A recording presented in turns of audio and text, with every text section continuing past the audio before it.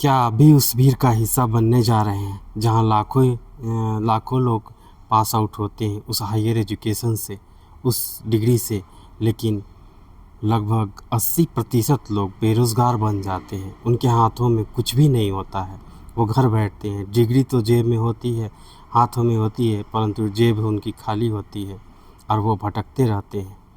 इससे बेहतर तो कहीं यह है कि आप कहीं से नॉर्मल ग्रेजुएशन करें, नॉर्मल शिक्षा करें और उन्हीं बचों पैसे से आप कुछ रोज़गार कर सकते हैं। आपका समय भी बचेगा, आप आपका समय भी बचेगा और आपका पैसा भी बचेगा। आप कुछ अन्य कार्य भी कर सकते हैं।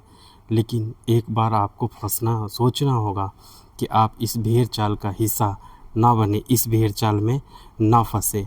हाँ, आप वह जो अमाउंट है 15 लाख से 25 लाख रुपया जो आप खर्च कर देते हैं एक हायर एजुकेशन के नाम पे, आप उसी पैसे से कुछ रोज़गार, कुछ काम, कुछ स्वरोज़गार ये शुरू कर सकते हैं, जो कि आपको सुख और समृद्धि देगा बाद में। लेकिन क्या सोचिए, वो जो पैसे आप इन्वेस्ट कर देते हैं और बाद में आपके हाथों में सिर्फ डिग्री होती है जिसका कुछ भी वैल्यू नहीं, जो कि आपको उससे कुछ भी नहीं मिल सकता।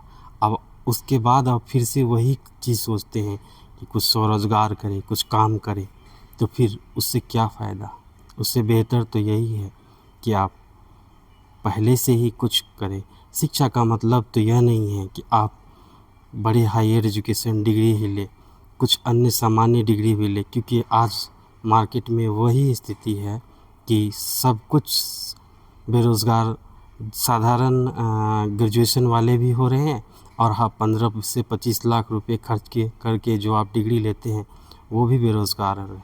तो बेहतर तो वही है कि आप साधारण ग्रेजुएशन करें और उसी जमा पूंजी से जो पैसा बचे उस पे आप कुछ रोज़गार कर सकते हैं। आपका समय भी बचेगा, मानसिक और तनाव से भी बचोगे। एक फ्रस्ट्रेशन जो ये हायर एजुकेशन वाले बच्चे झेलते हैं, पैसे भी खर्च, डिग्री की भी कोई मार्केट में उतनी वैल्यू अर्थात उस जितना उन्होंने खर्च किया या जिस स्टैंडर्ड या जिस परिवार से वो गुजरते हैं उसके लायक उसकी जॉब नहीं रहती है। जॉब हो मिलती भी है तो उतनी सैलरी नहीं होती है। वो बच्चे परेशान होते हैं, बहुत दुखी में होते हैं।